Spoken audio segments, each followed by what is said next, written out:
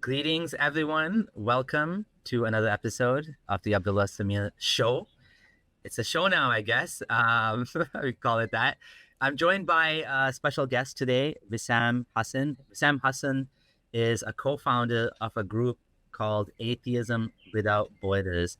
It's based I guess it's all over the world, but you can tell us more about that.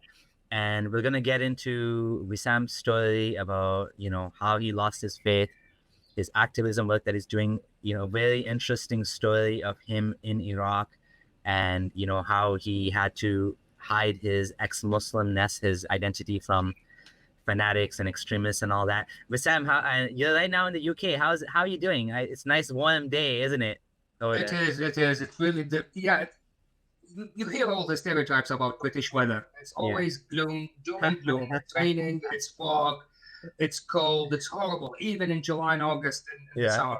Yeah. But then Corona hits, and suddenly we have sun for 2 months in a row, and the hottest spring on record.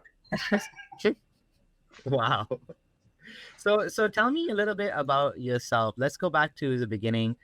Obviously you're born in a Muslim family. Tell us a little bit about your family and a little bit about how you lost or you gained freedom. I probably shouldn't say lost, because lost sounds like something bad, but this is actually something good. So how you gained freedom from religion, and tell us a little bit about that. So I was born in a normal Muslim family, and by normal I mean they call themselves Muslim. They say shahada, sometimes they pray, some days of Ramadan they fast. That's the vast majority of Muslims.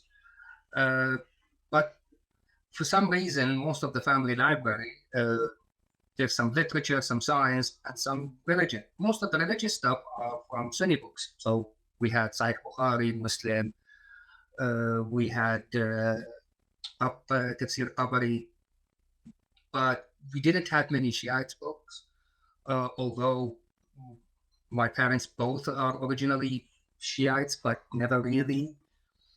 So that was, very middle class, leftish upbringing. But I think it all started when I was in secondary school, and the religious Islamic teaching teacher asked me if I was a Sunni or a Shiite. I didn't know what the answer, so I went back home and asked my mom, and she said, "That's the library. Go read and make up your own mind." And I was just like, That's interesting, because she wasn't grouping you. She wasn't sticking you in a box. She was saying, figure it out for yourself, which is amazing if you ask me. Yeah, that's a really good thing. So at the age of 11 and 12, I started reading what I can about these things. But since then, I just started saying, I'm a Shiite, because my parents are from families that were obviously Shiites. But I kept reading all the time. And with time, you start to think, hold on. That story in Ibn Kathir, how mice were created, that doesn't make sense. That cannot Can you tell me the story? What is that? I'm not familiar with that story. It's the Noah's Ark. Okay. So the lion was carrying the other animals. So Noah told God, we have an issue here. So God cursed the lion with fever. So he was timid most of the time. So he didn't scare the other animals. Oh, that's how he didn't eat the other animals. He got cursed with fever. Yeah, that was the first fever.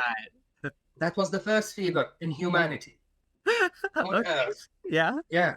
And then some other animals, they had what was it?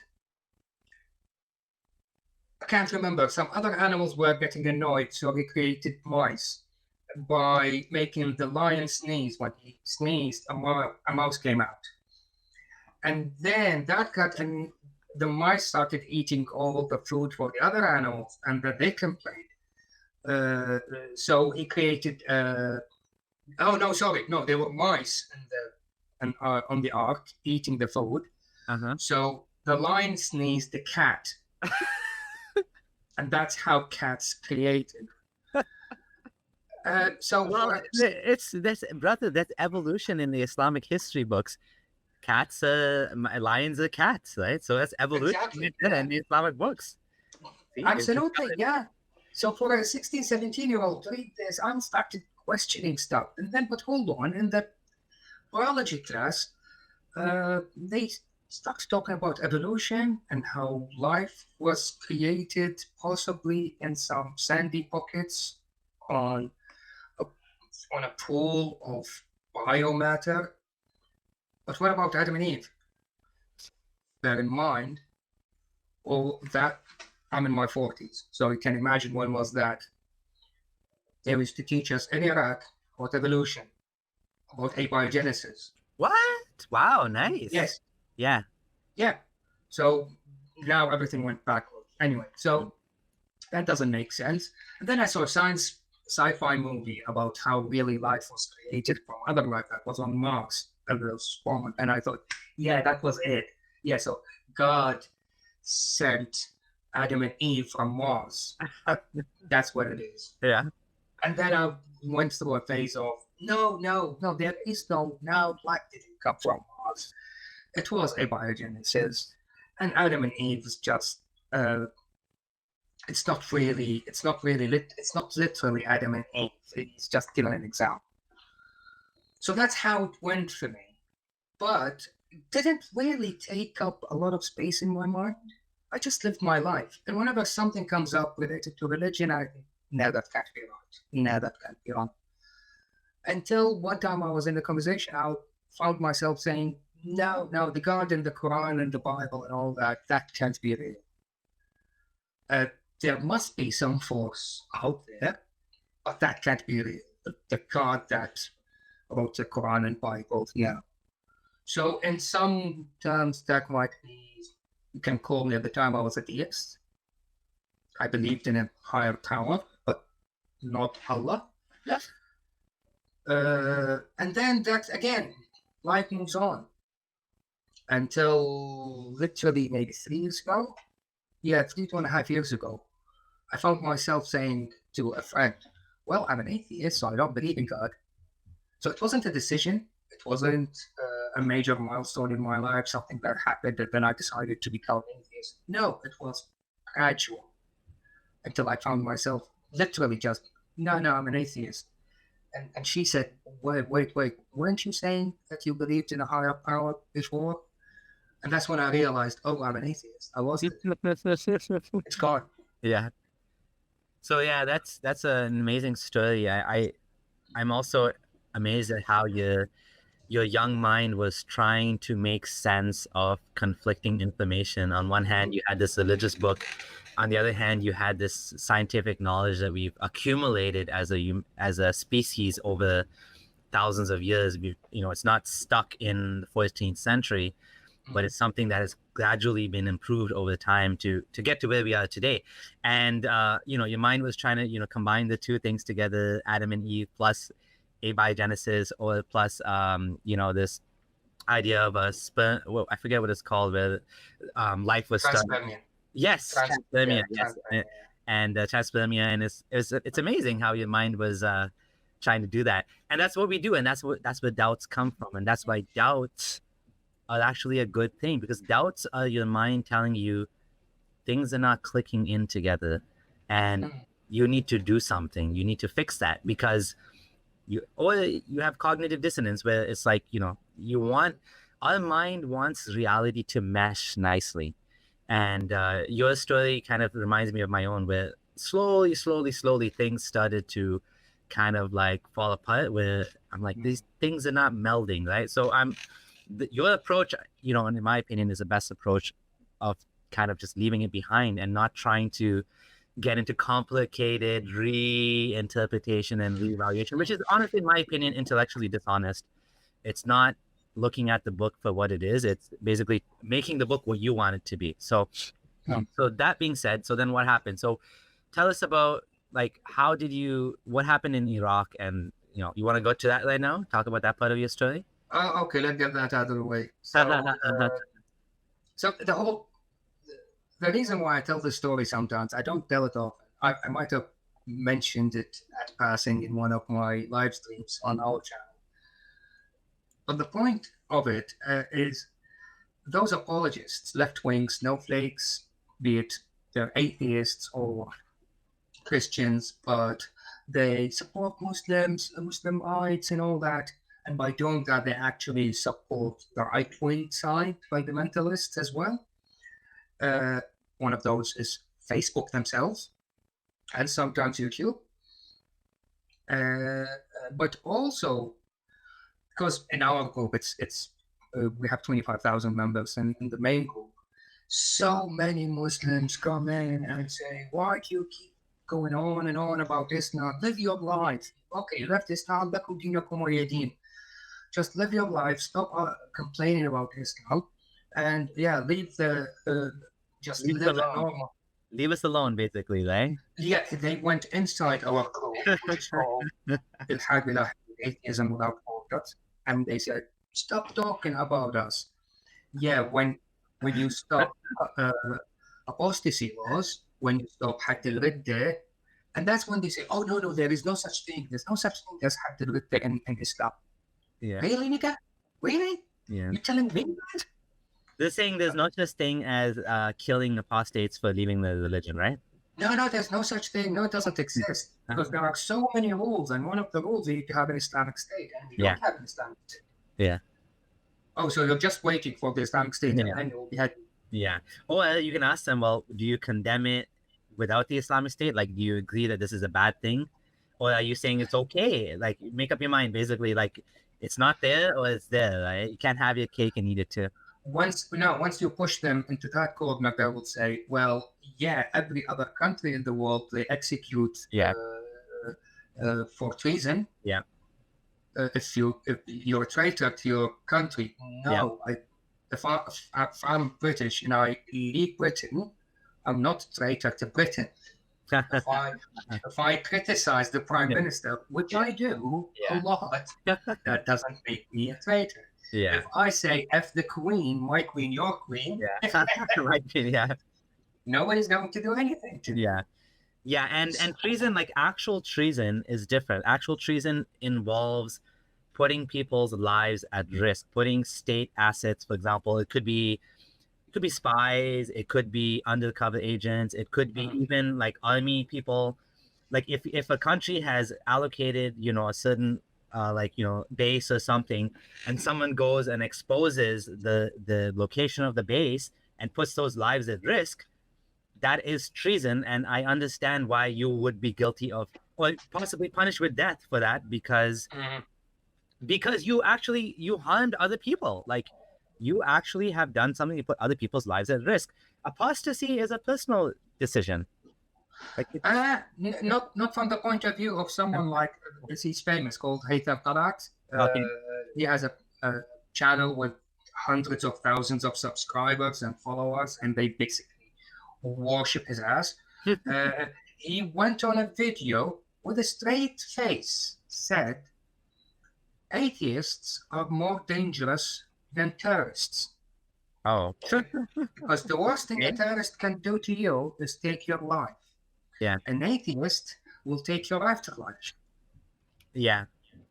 If I convince that theist, be it Muslim, Christian, that what you're going through is BS, that's not real, and because of my argument they will lose their faith, I cost them their afterlife, which makes me more dangerous than a terrorist, which means I'm basically a traitor.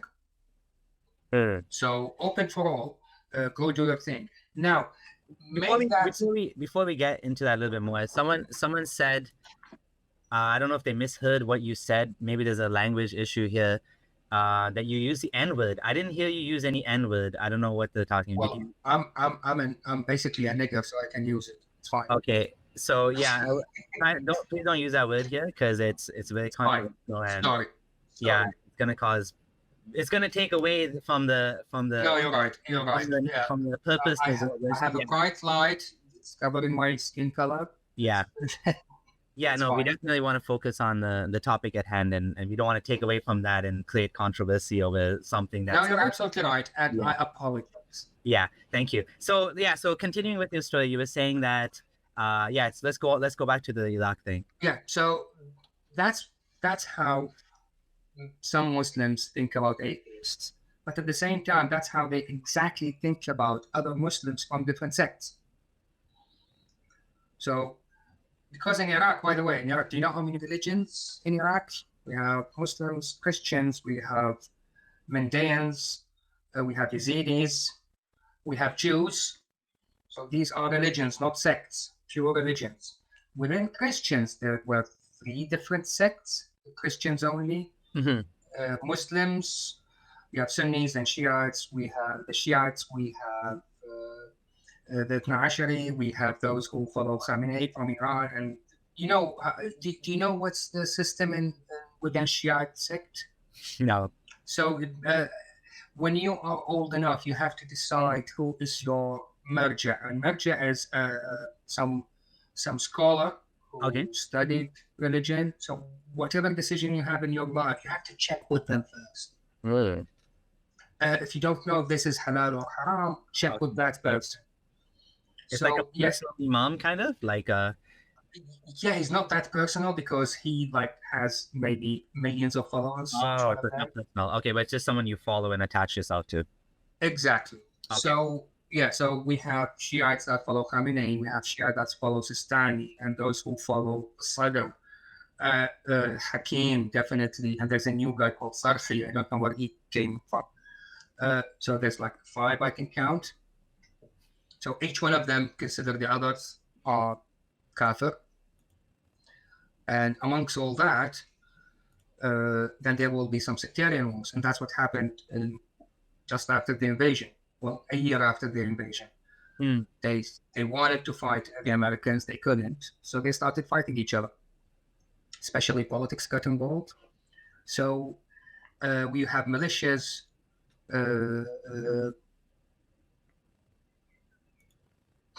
I just read a comment about Haytham. Someone recognized. Yeah, he has a cult following. So anyway, so in Iraq, basically, you have a lot of different religions, and you had did you have relative peace in the past, and then it became all destabilized because of America? Is that what you're saying? So when Westerners find out I'm from Iraq, they ask me, is it better or worse than before? That's the typical question. And the typical answer I give is, Saddam was the devil himself. Mm-hmm. He was the devil incarnate. But he stood on a cover of a manhole. So his presence kept the manhole cover in place. Okay. On the 9th of April, when that statue of Sadam Hussein got toppled over, the manhole cover was open. Okay. And a million demons came out. Okay. So he ruled with an iron fist. Some would say, oh, it was peaceful from the outside. Yes, but living under his regime, everybody knew there is a very good chance when you go to work, you don't come back. Wow. That's an ongoing thing in the 80s and 90s. Because if you said something to someone that didn't sound right in terms of maybe you're hinting to criticizing the governing body, the governing party, not Saddam directly, just the party, this party. Yeah, there's a very good chance you don't come back. You just disappear. Yeah. So that was the life in Saddam. So nobody could breathe.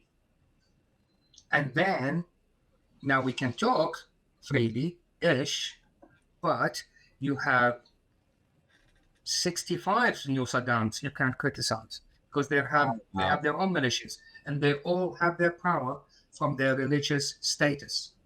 Not a single militia in Iraq doesn't follow someone that has a religious cover. Oh, yeah? And the worst of them, a guy called Sadr, Muqtada al-Sadr, he claims there a million people from his army, called the Mahdi Army. He changed the name, rebranded everything, but they're still one of the worst militias. But there are plenty of them. So why is that? Why are they all connected to religion? What is the reason for that? How would you make people vote? So the religious meme is a good way especially with Islamic ideology, to get people to fight for you because of the doctrine of jihad and martyrdom and all that? Exactly. Okay. And not only that, within the Shiites, the Shiite being a devout follower to someone, that's part of the whole ideology of Shiites. Yeah. So not Muhammad is sacred-ish maybe, but Ali, oh no, it's much worse with that. Ali is really sacred. And then you go down to Hasan and Hussein. Yeah. Oh gee, it gets multiplied. And then you go down to all the imams, there are 12 of them. So they are used to following figureheads, and then once one of them will come, well, not one of the sacred ones, and new guy shows up, and he's a marja, so he tells them right from wrong, and he wear imamah. So perfect. We have someone living we can follow. He can tell us whatever he wants, and we will do it. Go blow up that building. They will do it. Go kill yourself. They will go kill themselves. And that's what happens. To the point where in Iraq, if a checkpoint stopped you in the years 2005 and 2006, you don't know that checkpoint, that police or army checkpoint. Chances are it isn't. It's not official. People have official uniform that cut from the government, which is all sectarian as well. Their presence on the street is to kidnap people. Oh, wow. There are so many of them. If there will be a terrorist attack in an area that is populated by Shiites, well, Sunnis might have done it. So, what will the Shiites militia do? They will kidnap a couple of Sunni guys, torture them for a week or so, behead them, kill them, just throw them in the river. Something else happened, a terrorist attack, an explosion happens in a Sunni area. Okay, who did it? Must be the Shiites. Then some Sunni militia will kidnap few Shia people under that. And since we had, on average in that period, and I'm not kidding, I think the number was on average 15 explosions a day in all of Iraq. And so the tit-for-tat game got out of control very quickly. Yeah. So when we used to go to work, because I used to work for a foreign construction company at the time, we had to change cars along the way so people won't target us. So I had a crosshair on my forehead because of who I work for, and depends on who's going to stop me because of my sect. So going to work, I take a cab to a midpoint, and then I will have a chauffeur who drive us to a third point, and they will take another cab and get to what is called the green zone at the time. Okay. And that's where we go to work and come back again, exactly the same thing. So this one day on the way back, in the middle leg of the journey, when we were with the chauffeur, there were three of us, checkpoint stopped us.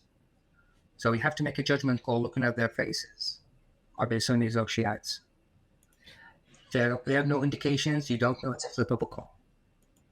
So everybody said, two of my colleagues were with me.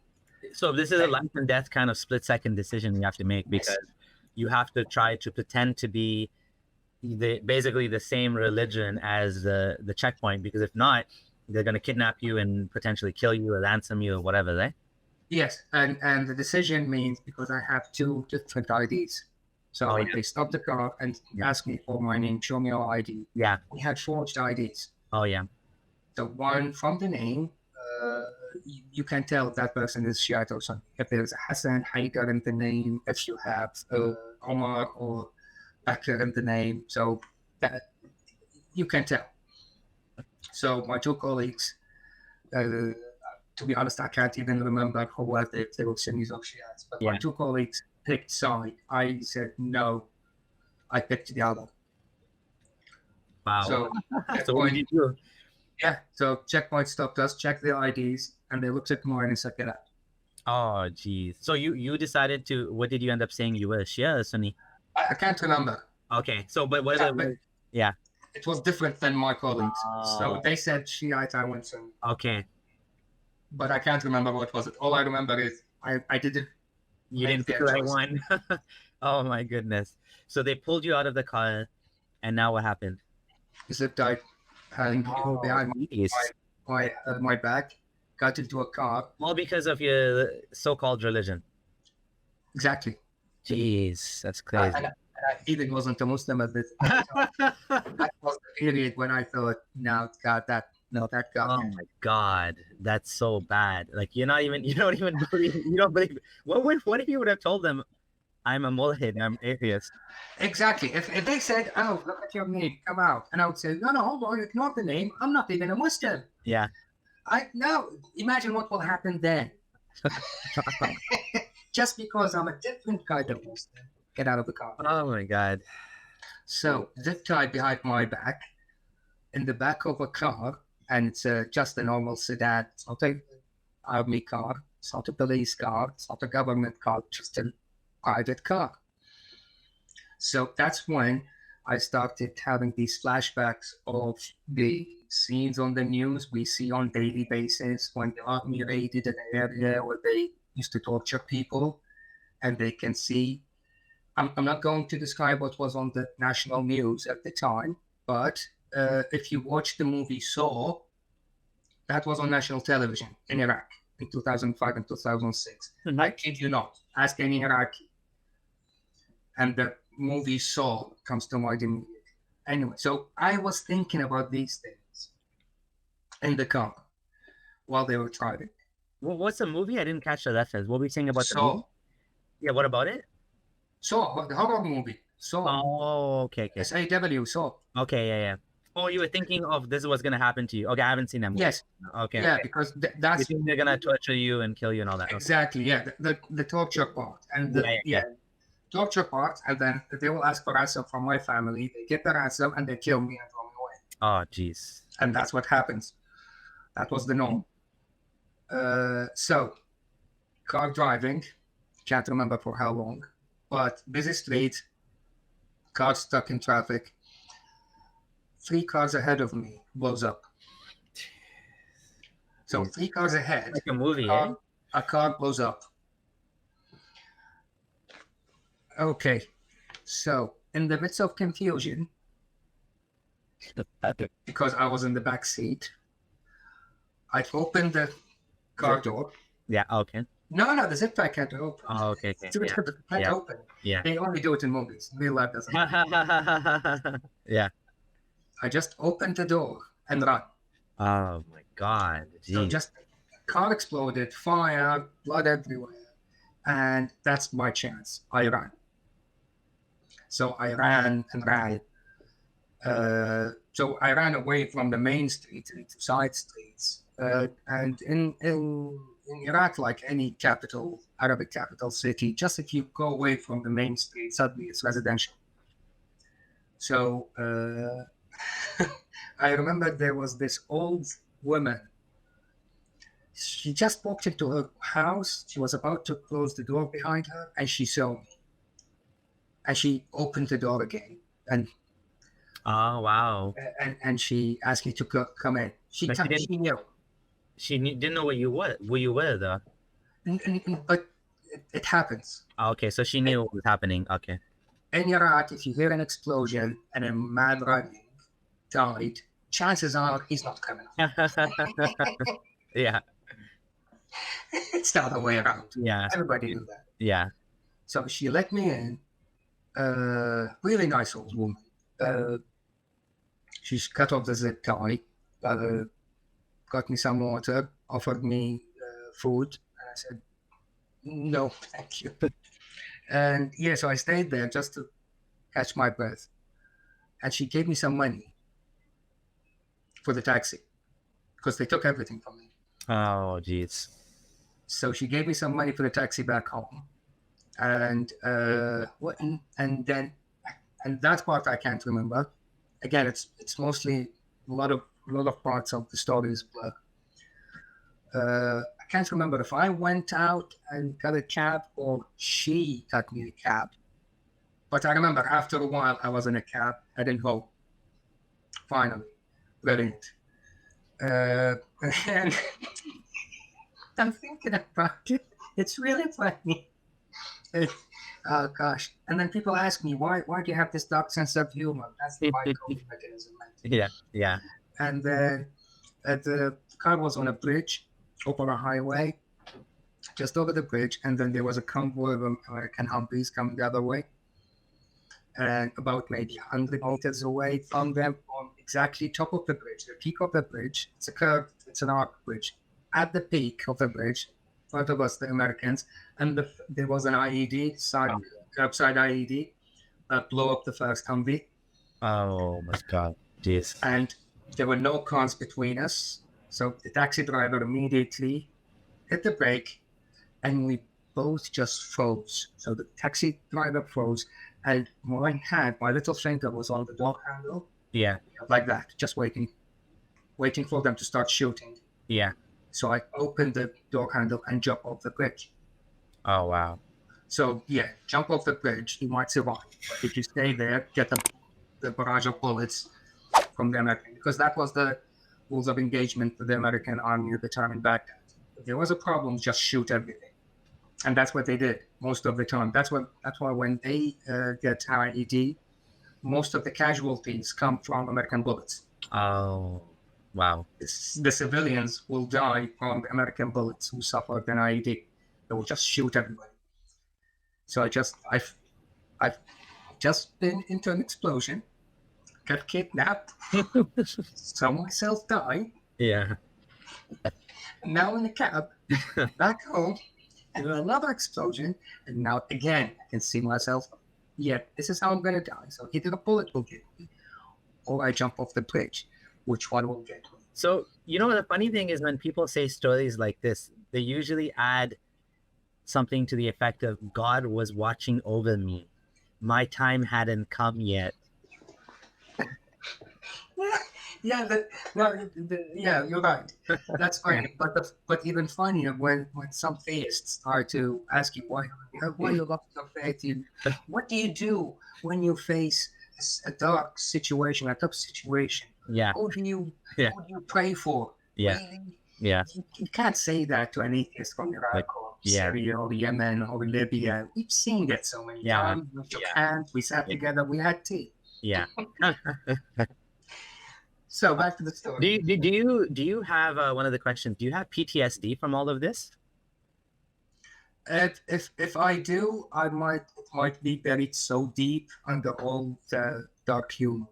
A few years back in a company I used to work for, they had like mental health week, and they hired consultants that will come to the project site and talk to us and have group therapy sessions to talk about feelings and all that kind of mumbo jumbo. And I didn't apply to any of the sessions, so I was doing my job. And then the director suddenly was a big American man, ex-football player, came to tapped my shoulder. Wisam, you signed up to one of the sessions? No. There's one in the room 5 now. Okay. So I went there. So what is it about? So they go around the room, talk about they have mental health issues, anxiety, how to face it. You know how it is. We've seen it in the movies. And then the guy before me, he had not agoraphobia, but something like that. But it was severe anxiety. He couldn't leave the house for 2 years. And this is actually the first job he got after that 2 years. He's getting better. So everybody applauded him. He's brilliant. That's very brave of you to say that. Next, it was me. I said, I'm Wisam. I'm a teaholic. Teaholic? Yeah. It's like an AA meeting. Yeah. Yeah. Hi, I'm Wisam. I'm a teaholic. I've been kidnapped. I've been shot at. I've been imprisoned. But I think I'm doing well. But for some reason, those things I have to say is dangerous. Yeah. So, yeah, that's me. Yeah. And then everybody looked at the other guy. Yeah, so I don't know. I might actually do have PTSD, but it's buried and it will manifest itself horribly sometimes. As long as you're coping fine and you're able to, I mean, from what I see, I don't know you very well, but from what I see, you're very active. You're able to speak about it and you're able to laugh about it. You still have a job, you still have a career. I mean, all of these things are signs of someone that's okay, and I do hope that you are okay. I mean, honestly, this is what you said is insane. It's just insane. I don't even have any reference point to what you've been through. It's just unbelievable. So how does this all tie back to the dogma? Why do you blame religion for all of these things? I mean, there's Muslim countries that are not like this, that are not unstable, that are not blowing up and people shooting each other and killing, Shias killing Sunnis. That doesn't happen everywhere, like, does it? Or Sunnis killing Shias? Oh, no, I'm not blaming religion for this. Don't get me wrong. No, but we all have to admit religion is a very nice tool for people to use to fight each other, to spread hatred for no reason whatsoever. So, again, back to those apologist left-wing snowflakes. No, we don't do hadith like that. We don't have apostasy laws. Lakum dinukum waliya din is a verse in the Quran that says, "To you your religion, to me mine." That's Surah Kafirun, right? Yes. Yeah. So it's basically, go ahead. It's funny. The title of the surah is Kafirun. Yeah. It says, "You have your own religion, I'll have mine, but you're kafir." Yeah. So in Egypt, for example, it happened not long ago. I think last year. A man said, "I'm a Shiite." He was sheikh of a local mosque, and he converted to Shia. He was dragged in the street, stoned by an angry mob to death. In Egypt? In Egypt, not in the 19th century. Happened last year. Pretty sure it was recent. Jeez. Wow. Just because he converted to a different sect. Jeez, crazy. So if you move your sect and the mob is not Islam, don't tell me that. These are Muslims. Well, they don't represent Islam. Who does then? Let whoever represent Islam talk to the mob and tell them, don't kill people because they change sects, let alone leave religion as a whole. Do they see Shias as non-Muslims? What? Do they see Shias as non-Muslims? Well, Sunnis sees Shiites as non-Muslims. Shiites sees Sunnis as non-Muslims. Sunni sees Ismaili as non-Muslims. Not sure about how Ismaili sees Ismailis don't care about these things that much. Okay. I thought Ahmadi were the cute ones. The Ahmadi. Do? Because, I used to be Ismaili, right? I don't know if you know. Yes, that's what I mentioned. Ismailis are not concerned with these theological sort of like takfir. They don't care. I don't even know. They don't even talk about heaven and hell, for God's sake. Like, they talk about like going to the mosque and like whatever. Like, it's totally different. It's not even, you can't even compare. It's very, very liberal and modern and stuff. Okay. Yeah. So the vast majority of the 1.5 billion would accuse the different type of not being Muslim. So I have a live stream once. I've done one titled "How Many Muslims Are There in the World," and went through each sect that accuses the other of not being Muslim. And we ended up, I think the actual count was maybe less than 2,000. That's how many Muslims in the world. That's funny. So back to this. So snowflakism.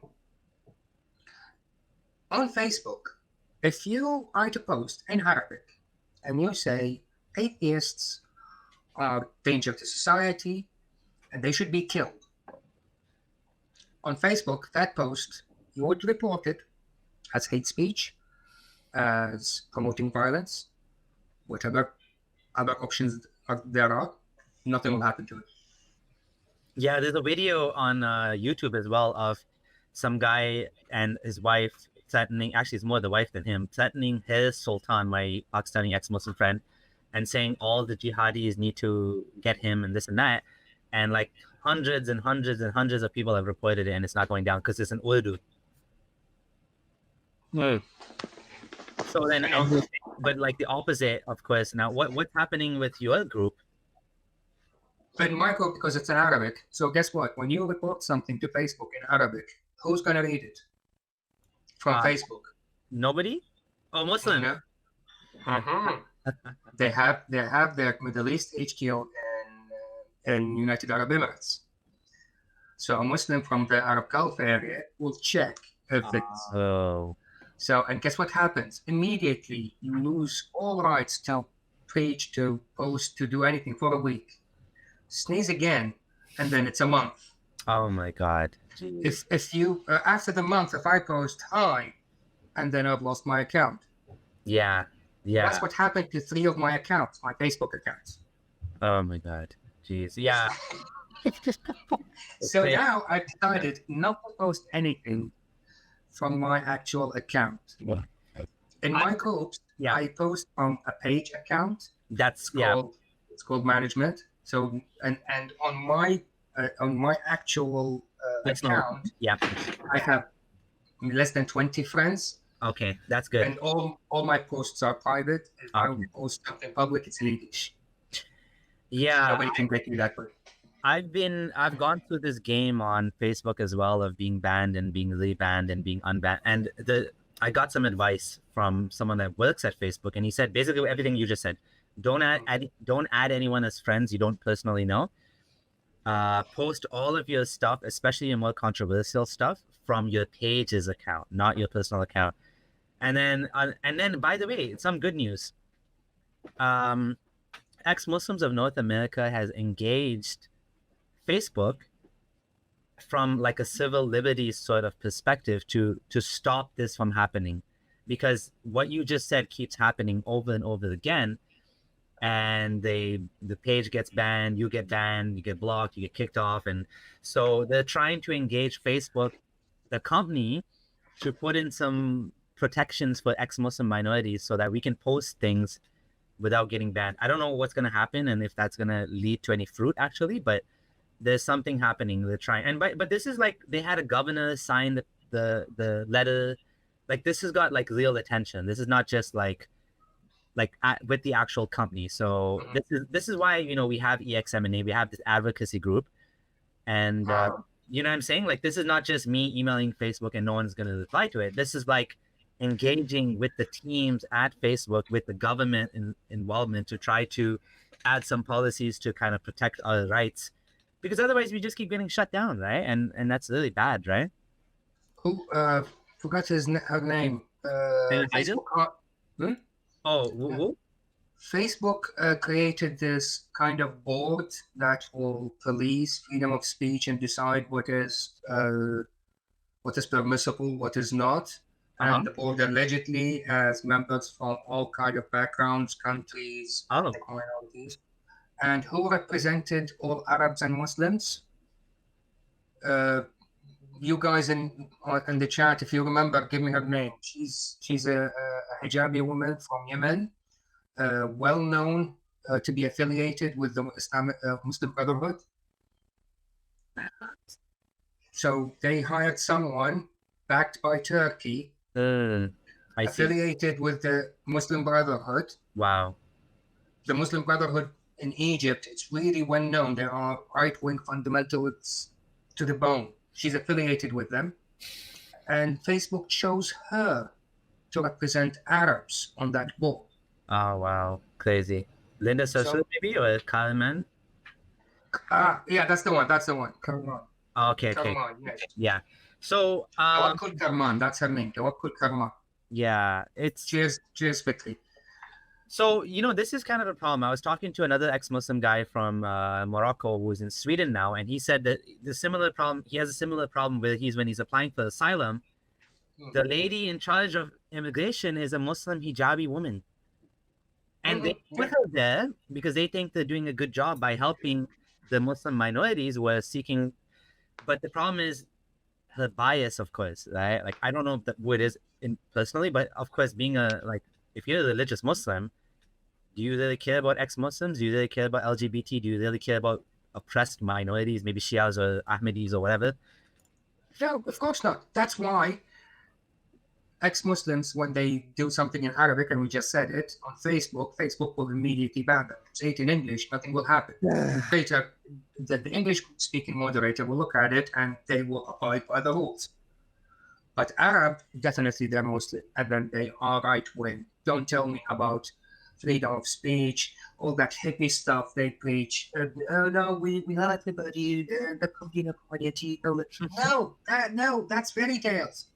They can't stand each other, let alone will stand us.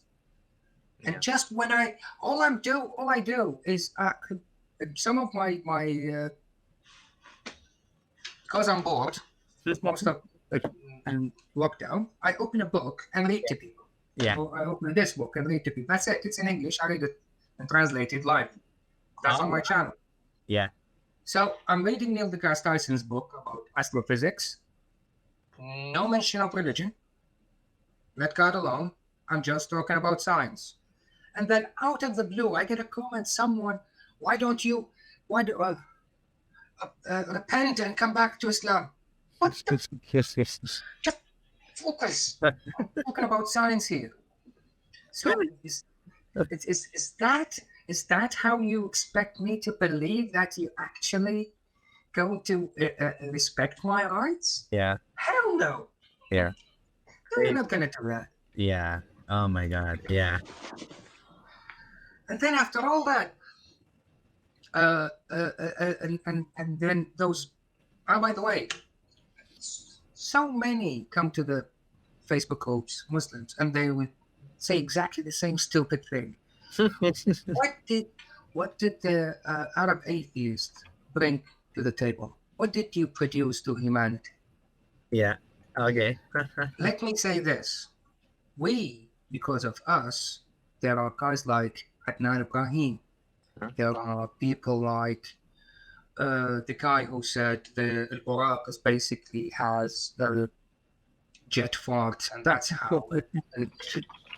So we created this new wave of scholars that started tafsir. They started explaining Quran in a whole new way that goes in line with what the 21st century science, view on morality, and all that. Even they started rejecting all the things that the Prophet said, like Sahih.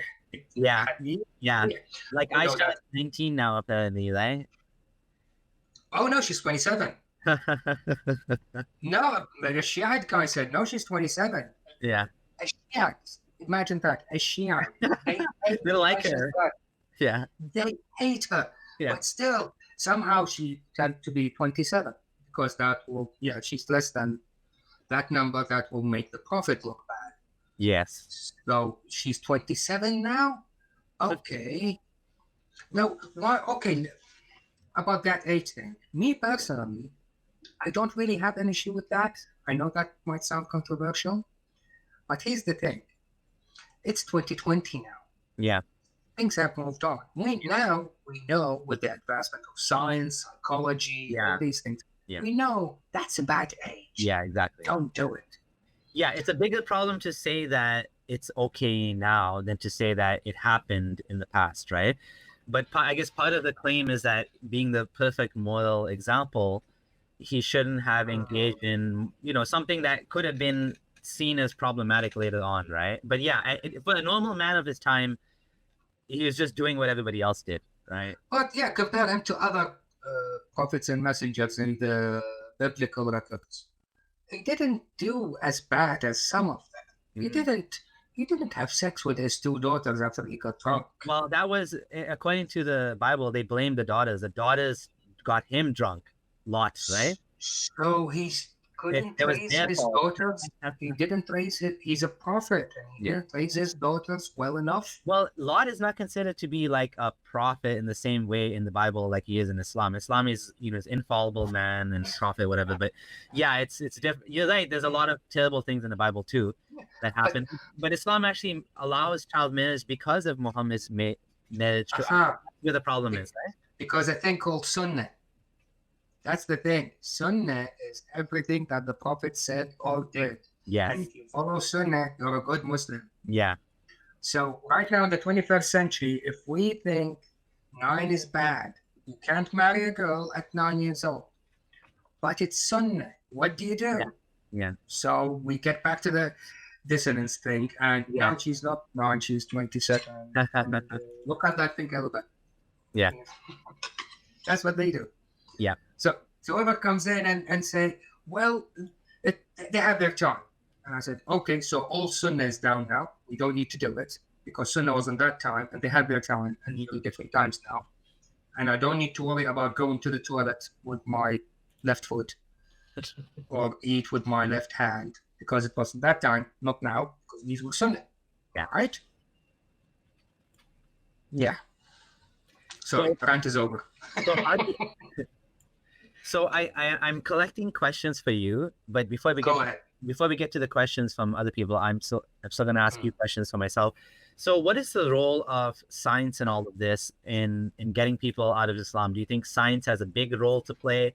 Do you think talking about Muhammad's actions, like what do you think is the biggest way to help people? Like you're doing a lot of work here. You have a Facebook group, you have a Twitter, obviously. You have your channel where you're reading science books in Arabic. What do you know about Faisal Saeed Al Mutar and he's doing this translation project? I forget what it's called, Books Without Borders or something. Do you know about him? No, I have to look him up. Okay, yeah, he has it's called Ideas Beyond Borders. So he has this project where they're translating a bunch of Wikipedia articles into Arabic, and a bunch of books like Sam Harris's book, Dawkins' book. They've allowed the books to be translated and published for free or something like that. So this is what he's doing. What do you think is the best, most important, most effective way, and how can people support you and your work to help people in the Middle East? Because I think that's where the battle really needs to be. Okay, yes. Canada, US, Australia, whatever, Japan, UK, we're doing fine. We have a lot of English-speaking atheists and all that, but in the Middle East, in Arabic, there's a real battle, right? I think, the translation is good. Science is good. It's good to people that believe in science. You wouldn't believe how many flat earthers we have in my group. Muslims, of course, I guess. Yeah, of course. Yeah, Muslims. Yeah. Well, in 2020, we still have flat earthers, be it Muslims or Christians. They had their annual meeting in Birmingham last year. Is it? Here in the UK. Wow. So, but again, so it's not linked to specific religion. That's my point. Yeah. But there are so many of them in my group, flat earthers. Why is that? I think you'd probably find more in Arabic-speaking flat earther Muslims than English speakers. Why do you think that is? No, I disagree. No? There's a tweet from Neil deGrasse Tyson who said the flat earthers rumor is true. They are all around the globe. So what's causing them to be flat earthers, and what's the connection to the religion? To Muslims, it's clear. It's in the Quran. The Quran said we made Earth flat. Of course. Well, we spread it out like a bed. It doesn't say we made Earth flat, right? Well, that's the counter argument. Those who believe in science, and actually were on a plane once and traveled, and they know it's round. So they would say, no, he means no, it's flat for your eye, as the eye can see. You made it spread like a bed. It's flat. But for the other ones, these are ultra right wing. They would go, no, it's the literal meaning. It said, I made it flat. That means it's flat. NASA is a lie. It's all Hollywood. No moon. Nobody floats at all. So those people, there's no hope. It's a lost cause. Just move on. Don't talk to them. I tried. The flat earthers epistemology is so broken that it's so difficult to get into to actually even get on the same playing field with them, because they don't trust authority at all. They will only trust something that. There's an amazing documentary. I personally loved it. It's called Beyond the Curve on Netflix. It's about flat earthers, and it's amazing how they self-cannibalize themselves. They even suspect other flat earthers of being in conspiracies. It's hilarious. It's so funny that, and then they were asking, they were interviewing them and asking them questions like, okay, what do you believe then? You don't believe in the news? No. I only believe what I see myself. And then there was an example of a guy that he made a homemade rocket. This wasn't in the documentary, but he died trying to He fly. died, yeah. So It you was know a about couple of this, months right? ago, wasn't it? Yeah. Yeah, unfortunately. So if your epistemology, your source of truth doesn't include any sort of authority, any sort of anybody, like you, if you can't believe anybody, then of course you're gonna believe the most craziest things, right? It's just Mm. and by the way, again, you have to see the documentary because at the end of the That's it. documentary, I've added it to my list. they they debunk themselves. It's just so funny to watch them. And then they had to like find a way to resolve the fact that they just disproved themselves. It's just lovely. Now, of course, they're not coming. A lot of them are Christians, okay? Not all of them, but a lot of them were Christians because that also kind of ties in with the whole religious worldview. And to me, I personally think conspiracy thinking and religion go well together because because it's much easier way out of the problem. So, for example, I once met a guy and he's like, I want to meet you. This is when I was first leaving Islam. And he's like, I want to meet you. I want to talk about this. Right? And I'm thinking, yay, this guy, he probably left Islam or wants to leave Islam and he wants advice from me. I met the guy in Starbucks and the guy was telling me about hollow earth theory. And I was like, why am I here? Like, I should have known better. I shouldn't have wasted my time. And like, why am I talking to you? Like, you're just like hollow earth. You think the earth is hollow and Gog and Magog is inside the earth. And he's like, how do you know it's not? I'm like, this is not science, man. This is just like nonsense. Like, but it fits well because where else is Yajuj and Majuj? I mean, there's tons of them hiding somewhere. I mean, how else? Exactly, how do you reconcile those two things, right? And so when you have conspiracy thinking, it tends to go well with religion because if you don't care about evidence, then religion fits well in there because you don't need evidence for that, right? Like it's just like. But back to the original question, what do we do? So yes. Those who can accept a question, flat earthers, they are they can't plus cause, but those are minority. Yeah. Majority can accept the question. They'll refuse to answer, they'll refuse your answer, but they will let you ask a question. And when you bring up things like Yajuj and Majuj, they will start making up shit. They have no excuse. Yeah. And that's the first crack in that armor. To the point where if they get to the point, I will consider it a win. If they get to the point where they say, yeah, it's not literally that's what he said, that's when suddenly beating women will not mean beating women. Yeah. You wouldn't believe how many nowadays says beat them doesn't mean beat them. Have you heard that before? Yeah, all the time. Yeah. Linguistic acrobats is amazing. So beating is not beating, cutting their head off doesn't mean cutting their head off. Oh, good. Now you are in that perfect zone. Brilliant. Go forth and multiply. Yeah. That's a good Muslim to my mind. Brilliant. If you see me in the street, chances you will cut off my head are slim. So brilliant. I like you. Yeah. That's when they are. So that's my achievement. That's the achievement of all atheists who are on the social media doing all these things. That's our achievement. That's what we've done. Numbers of those people who beat them doesn't mean beat them. Yeah. It's huge now. It's brilliant. Yeah. We are on the right track. We just need to keep doing what we're doing. Absolutely. How popular is atheism in Iraq underground or even like openly? No, it used to be open in the 80s. It was normal. If you know someone who's an atheist, it was normal. Because for some reason it was linked to communism. So 70s, 80s, it was okay. As long as you don't say you're a communist. Just say So it's okay. But then in the 90s, Saddam started using the brilliant tool, religion. So I started using that. So that's when, you can't say I'm an atheist in the 90s. But now it's really bad. To the point where, in Baghdad, they demonstrations against the government for months now. More than 800 killed, 25,000 injured.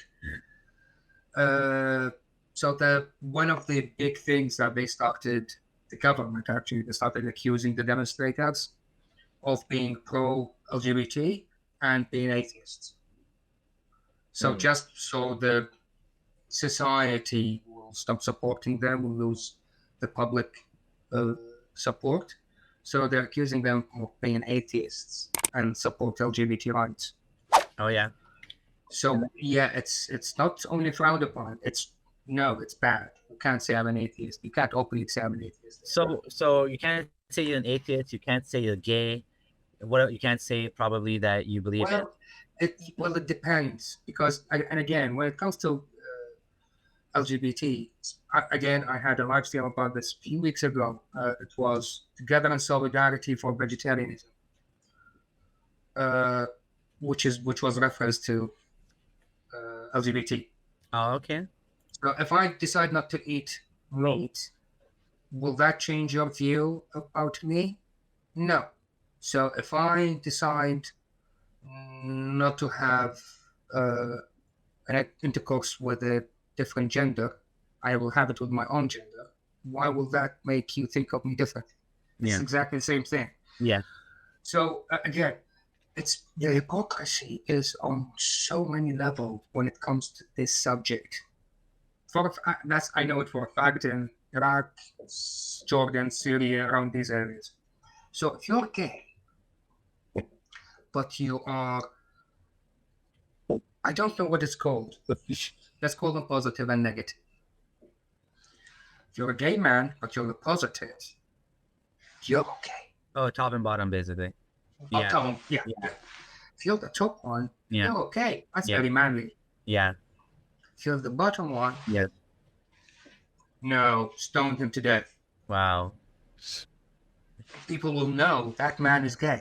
Oh yeah. But he stopped. If you're an effeminate gay. Nobody will. No, maybe don't let kids near him. That's the only thing that the society, the whole neighborhood will do.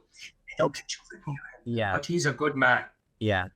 Wow. But if you're a bit effeminate, oh no, stoned to death. Literally stoned to death. That happened in Iraq so many times. Yeah, thrown off the buildings. Or thrown off the buildings. No, that's ISIS. No, ISIS do that. No, the militias, no, they just drag them in the street, hit blocks, and bash them. Yes. Wow. It's on the social media. It's everywhere. Oh wow. So was the Saddam Hussein regime like secular or pro women? Someone's asking. Well, he was pro anybody that was pro Saddam. Okay. Yeah. No, the man was just. He didn't discriminate. Yeah. If you're with me, you're with me. If you're against me, you're going down. Yeah. So man, woman, Muslim, Christian, atheist, he doesn't care as long as you're okay with Saddam. Yeah. If you're not, you're dead. But then he started using religion in the 90s. Things started to change slightly after that. So what change have you seen yourself online? You've already mentioned that you've seen a lot of changes in the Muslim community in terms of like kind of apologetics, making excuses for things. What's the battle we need to fight now? Like, what do we need to do? The likes of I don't know about the English speaking ones. All I know is what's his face? The guy who was with Cosmic Skeptic. What's his face? Oh, Muhammad Hijab. Hijab. Yeah. The likes of Hijab. Yeah. Openly threatening someone online. And nobody bats an eyelid. Yeah, that was crazy. Yeah. I've noticed a lot of people commenting on YouTube and Facebook about your video. I thought, no, I can't see the threat. Well, obviously, you didn't live where I lived. Yeah. I can see the threat a mile away. Yeah. And that was a threat, a very clear one. Yeah. On the Arab side, we have people like, again, Arab-speaking commenters. We have Haytham Talat, we have Qunaybi, he must get funded from Saudi Arabia. He's allegedly a doctor. Maybe he is, I don't know. But a Yeah. very good, well-edited, production values really high on his videos. Oh He's yeah. talking about all Ramadan comes, all the benefits of Siyam. Yeah.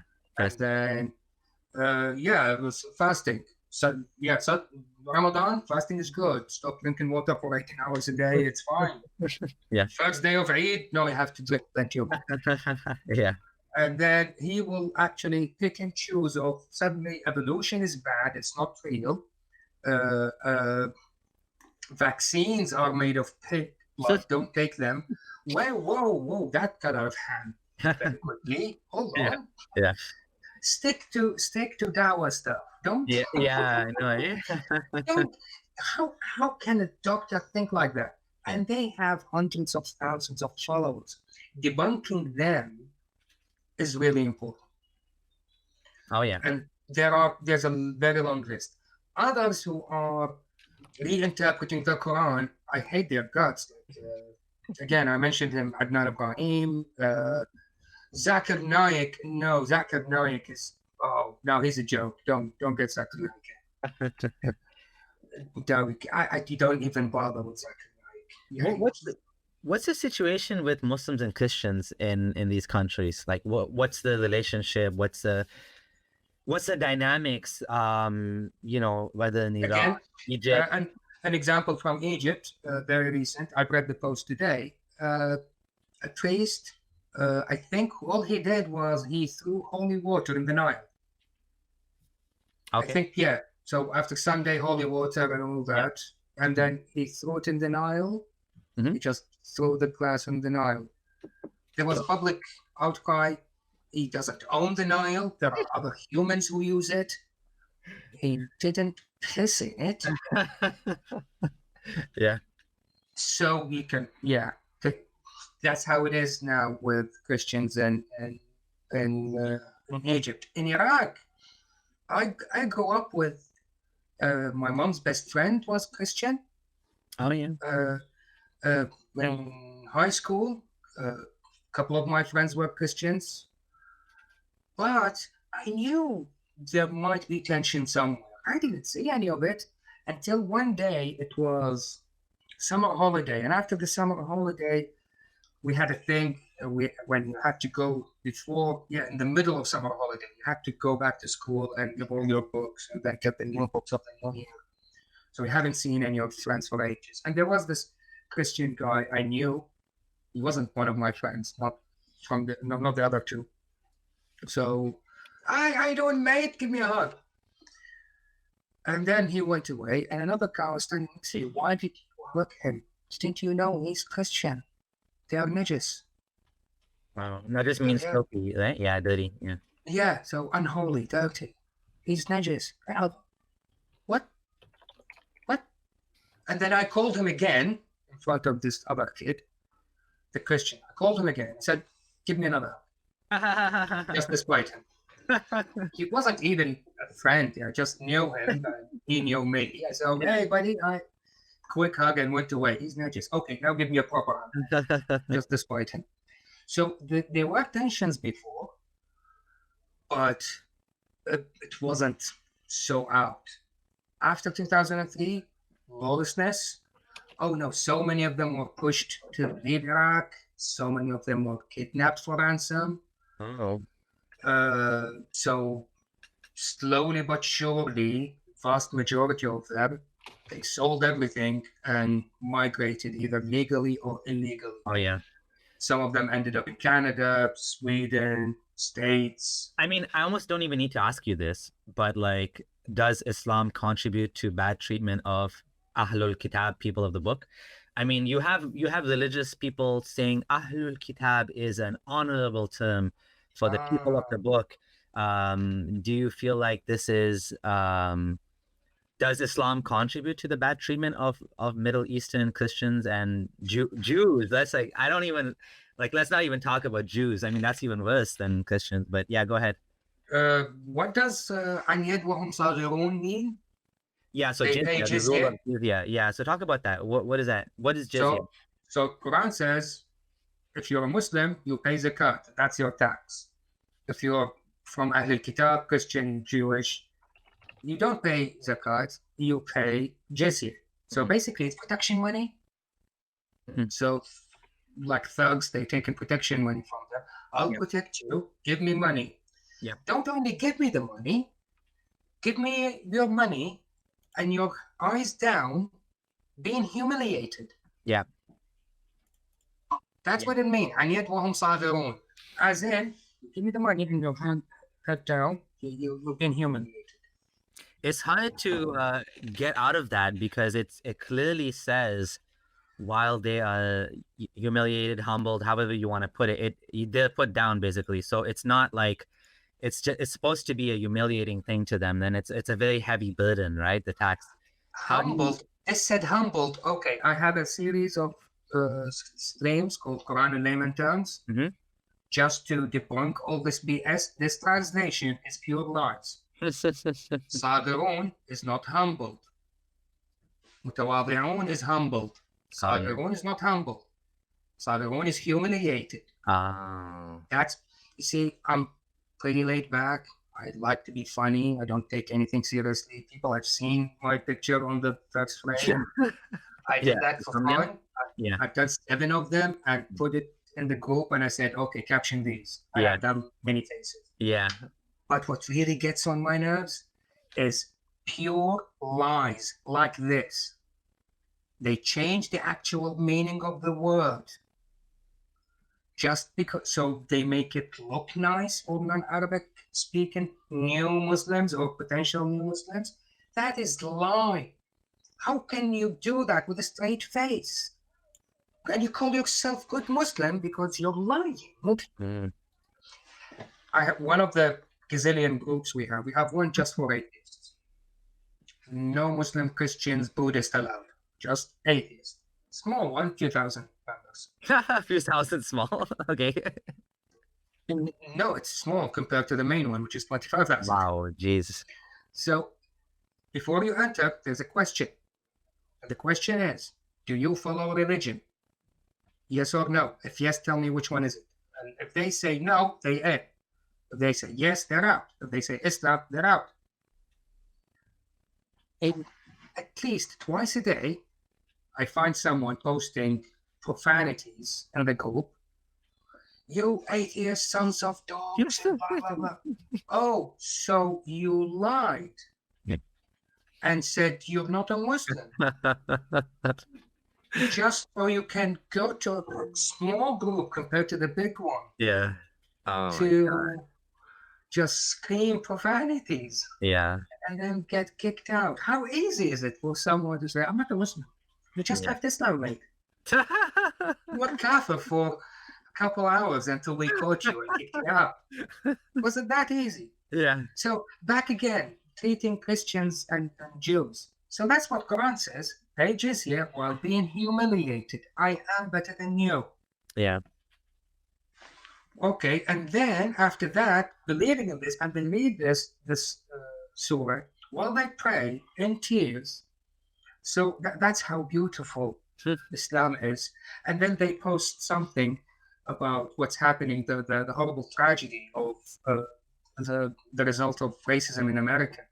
Oh, yeah, you have. And they post about that. Yeah. And then, look how racist Americans are. You Arab atheists don't criticize Americans. Yeah. Wait, hold on. You're the racist one. Yeah. Just by converting to Islam, you're better than anybody else. That's racism. Yeah. Yeah. It's a sort of religious superiority, even if you don't call it racism, because it's not race-based. But it's definitely replaced. I feel like Islam. Okay, maybe this is a good question to ask you because I sometimes hear this. What do you think about actual racism in Islam? Does Islam eliminate racism? Because the Quran says, I'm not Quran. So there was Bilal. It was put on top of Adhan, and Muhammad tried to marry Zayd and Zainab. Who Zayd was an ex-slave. Zainab was an honorable lady or whatever. So Islam actually says there's no superiority of an Arab to a non-Arab, but there's also some hadith apparently that say that the Arabs are the best, and Allah chose the best of them to be Muhammad, and then this and that. What do you say about Islam and racism? I think that Arabs are the best, and Muhammad is the best of Arabs. I don't think that's hadith is sahih. Okay. I'm not 100% sure. Yeah. Don't quote me on that, but I'll double check. Mhm. But back to, so it's not, okay, discrimination. Let's call it discrimination, not racism. They discriminate. A slave is a slave. A Yep. slave is less than a free man. A slave woman is less than a free woman. Yeah. That's Islam. Hijab in Islam, originally how it started, is so people can tell the free woman from the slave when they sexually harass her, when they go out Oh yeah. to go to the toilet.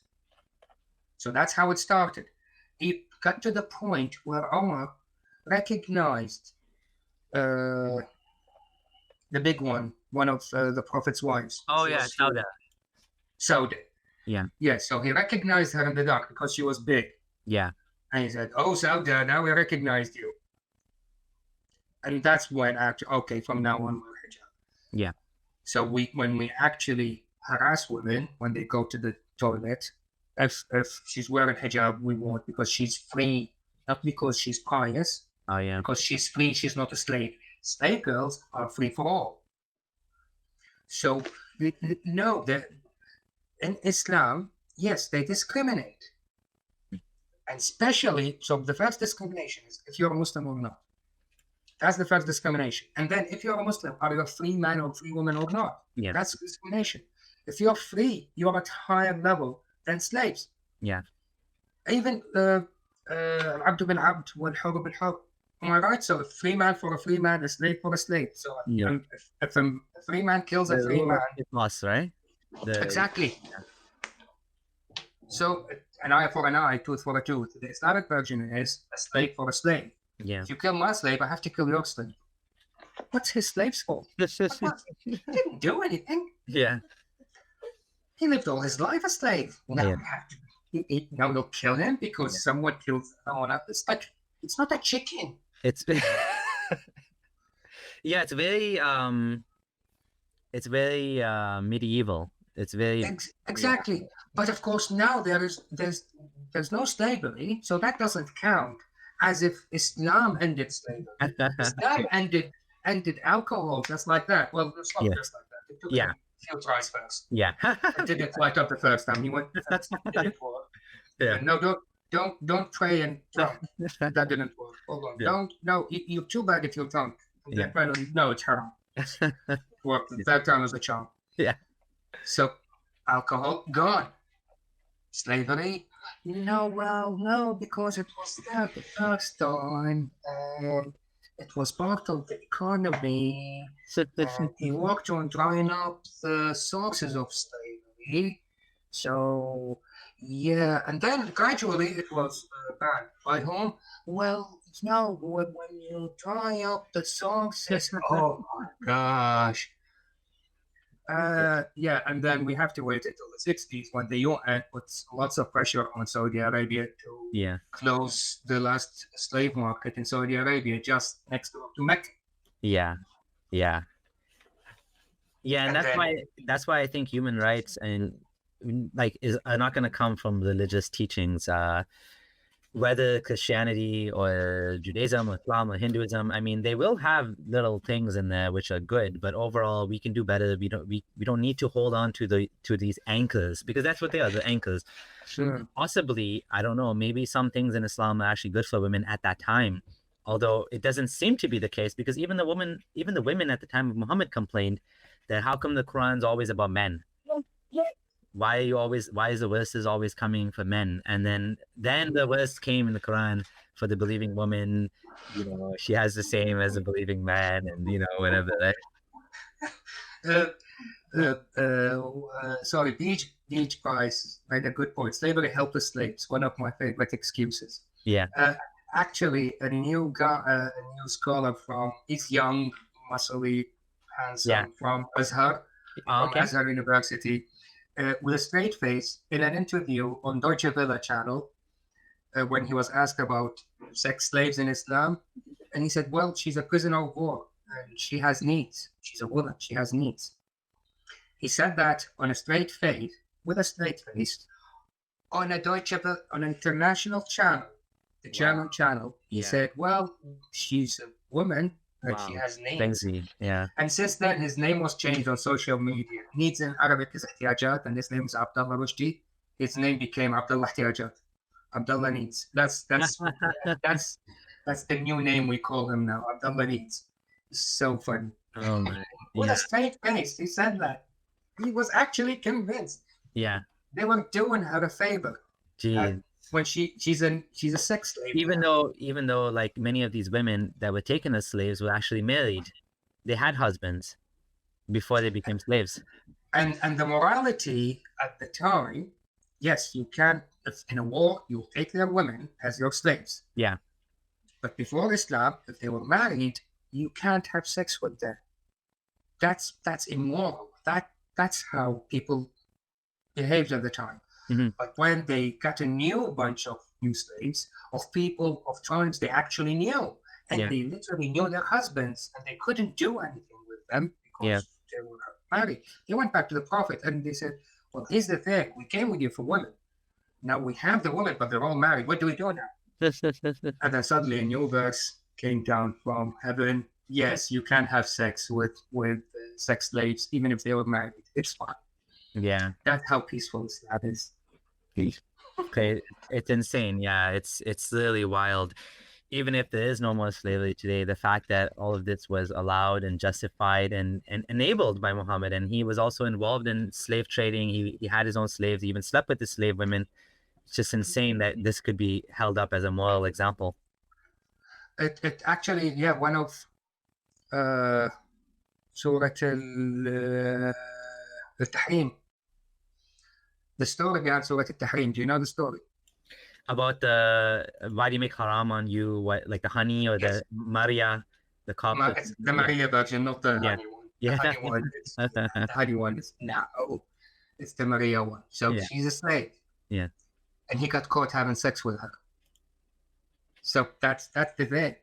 So the Prophet, the last messenger of God, the creator of this universe, this 14 billion-year-old universe, 97 billion light years wide. So this universe, the last prophet of the creator of this universe was having sex with his sex slave and got caught by one of his wives. And he said, don't tell anybody. I will swear to you, I'm not going to have sex with slaves anymore. Not this one, all of them. Just don't tell anybody. And guess what? After I die, your dad will be after me.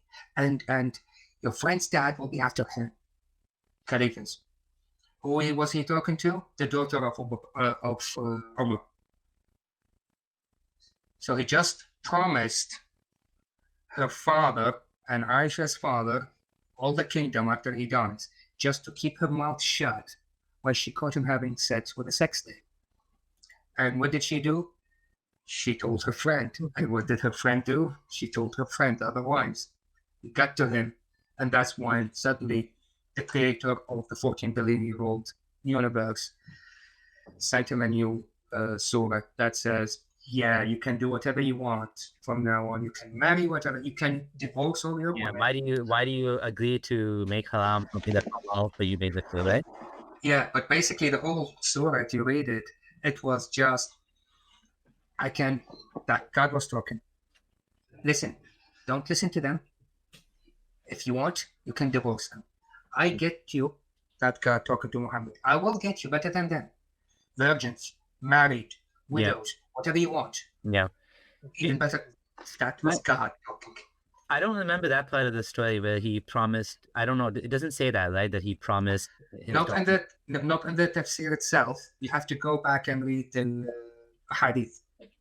About promising that your father will be the next. Yes. But then don't Sunnis must use that to prove that Abu Bakr would have been the next caliph, right? And then Umar and then Uthman and whatever, right? Yeah. Because I thought it wasn't clear who was supposed to be the leader after he died, because he never really said that, right?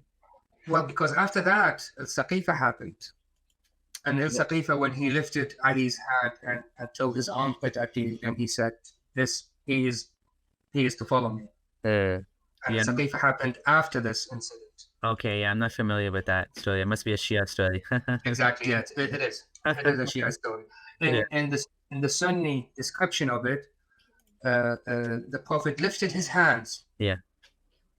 And he said, "Follow me and follow my Oh people." yeah. Yeah. So, but he was holding someone else's hand, and he said, "Follow me and follow my people," referencing to his son-in-law. Yeah. Yeah, anyway, So I've kept you for a long time, and we went through most of the questions as well. Let me just double check. Thank you, Wissam. This was really an amazing conversation. What like kind of final things do you want to share? So you have a YouTube channel, you have your Facebook groups, there's your Twitter. What would you like to share? Anything else of yours that you want people to check out? no, I don't have anything to plug. People now have the information. They can join my channel, subscribe, and wait for the English videos. I'm hoping the next one will be with you. Yeah. Layman terms. Let's do that. And keep up doing what you're doing. Either if you just show up to these videos and comment to our videos, to Muslims' videos. If you see something wrong, criticize it. I said something wrong earlier. People criticize me and I apologize. But if you do it with Muslims a lot, hopefully they will change behavior. They will change translations. They will start accepting change. The more you hit on that point, the more chances are things will improve. Indeed. I mean, that's an excellent way to put it. Not everyone can be an activist. Not everyone can come online and talk about these things and do these things. But yeah, just joining the channel, I mean, joining the chats and being there, watching the videos, that's like a vote of confidence as well. Please subscribe to my channel as well as Wissam's, especially if you're Arabic speaker, then join Wissam's channel. He has a lot of Arabic content, some English content, hopefully more to come. As well, I just want to say thank you. I think you're doing a really wonderful job, and I feel like your battle and the Pakistani ex-Muslims, this is where the real battle is, and this is where we need to focus our efforts, and this is what we need to support, and this is where the biggest change is going to come in the world, in the places where, not in the West, where we already have freedom of speech mostly and freedom of religion, freedom of expression, but in the Middle East, in Pakistan, and in these countries where you're not free to leave your religion, where you are attacked for being gay or LGBT in any way. And thank you everyone for watching. Please consider as well joining the channel. For as little as $2 a month, you can pledge your allegiance to the secular caliphate of Abdullah Samir. Just kidding. But yeah, $2 minimum to join the channel. You get a little icon next to your name, and you're also giving YouTube a little bit more incentive to keep my channel online, because there's always a risk that my channel will go. I hope not. I try to be fair. I try to be, not biased, not bigoted. But you know how it is, right? Like when you're doing this work, it just gets. Mate, now you've hosted 2 Arabs, so the risk is high now. And there's a third one coming, right? So yeah, it's they come, and when you get to a certain point, it becomes inevitable that you get like mass flagged, and then YouTube, sometimes you just get taken down. So anyways, yeah, this is one way to kind of show YouTube that, hey, this channel is making some money, so keep it up. Just don't lose your, don't bite the hand that feeds you, so to speak, right? Like they get a cut, of course, from this whole thing.